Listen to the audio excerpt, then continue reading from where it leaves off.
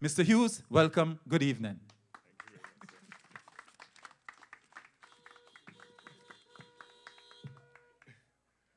Good night, Northside.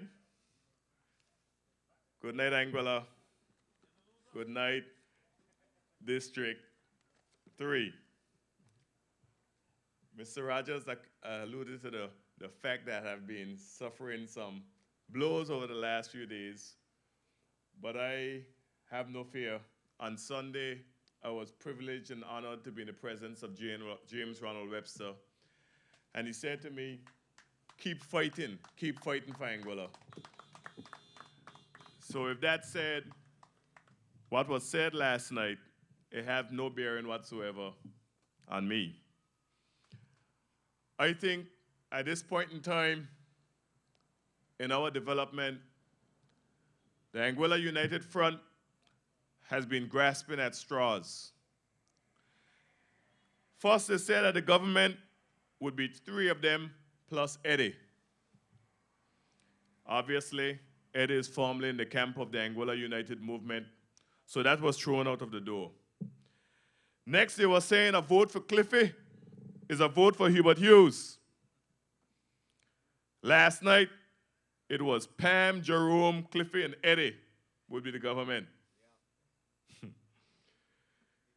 They say that I wanted to join them, and I still want to join them. And if that's the way, judging from last night, that I want to join them, something must be seriously wrong with me. Mr. Banks said something must be wrong with me, and he would give his sister a job to give me a psychiatric evaluation. So I welcome that evaluation.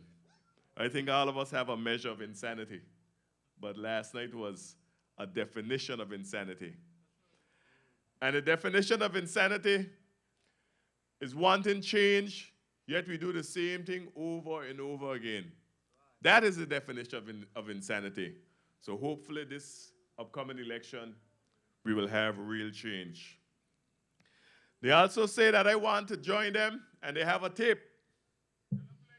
Tell them, play the tape. God knows that I want no part to do with the United Front. And over time, all of that will be taken out. They say that Eddie Beard is suicidal. They say that Hubert Hughes is terminally ill. They say they have 7 persons from Cable and Wireless to jump on the political platform to talk about Cliffy. Weeks ago. This is what they say. Propaganda machine. No issues for the people of Anguilla. Pure propaganda. And the member for Valley North continues to say that they are running the reality campaign. If that is reality, then we're in trouble. Victor said, I will take that back, the Honorable Minister of Finance, Mr. Victor Franklin Banks Jr. said weeks ago, actually a couple months ago, that the airport expansion will be ready for January 2010. To date, they have not paid for the land, and they have not had the loan to do this expansion. So we're in December now, and he said that this would be done for January 2010. He said that they made a big mistake with the budget for this year. This is what he said. And I must commend the Honorable Minister of Finance for admitting that they made a big mistake with the budget. They also said that they're the best paid political leaders in the region. They brag that they are the best and highest paid political leaders in the region. The reality campaign, they say. They said that we are a bunch of losers. Over and over again, they said that the persons who get up on the rostrum against the United Front and the people who are against the United Front are a bunch of losers. That we are losers. And he said it over and over again. The thing is, when will the United Front start the social reconstruction of Anguilla? 3 years ago, they presented a budget entitled Social Reconstruction for the people of this country. We are still waiting on that social reconstruction.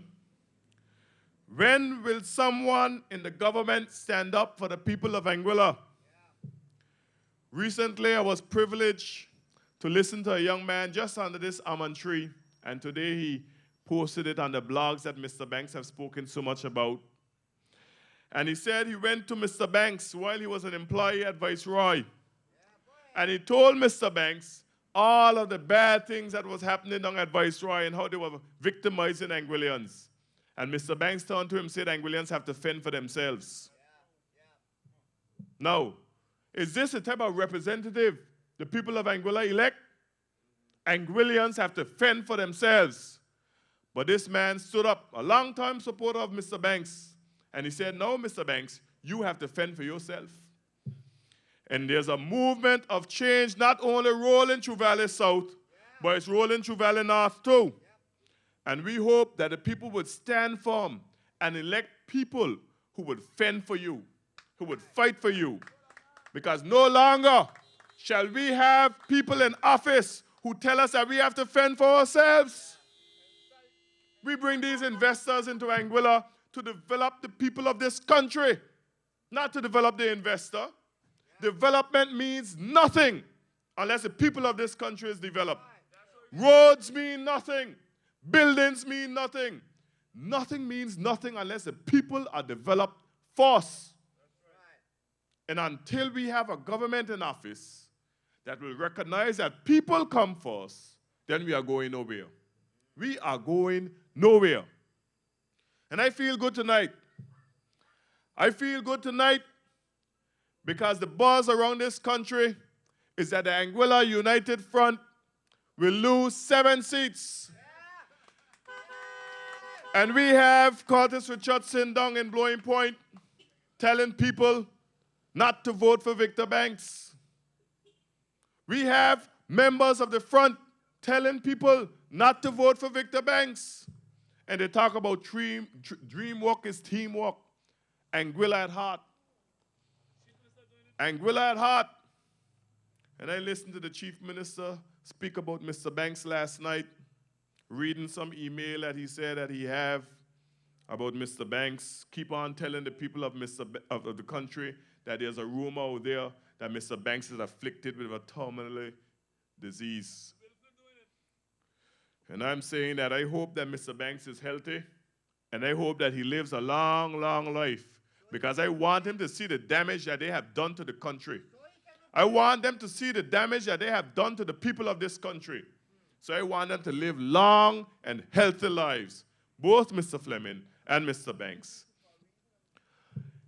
And I can tell you this, Mr. Osborne Fleming is 10 times more popular than Mr. Banks could ever be.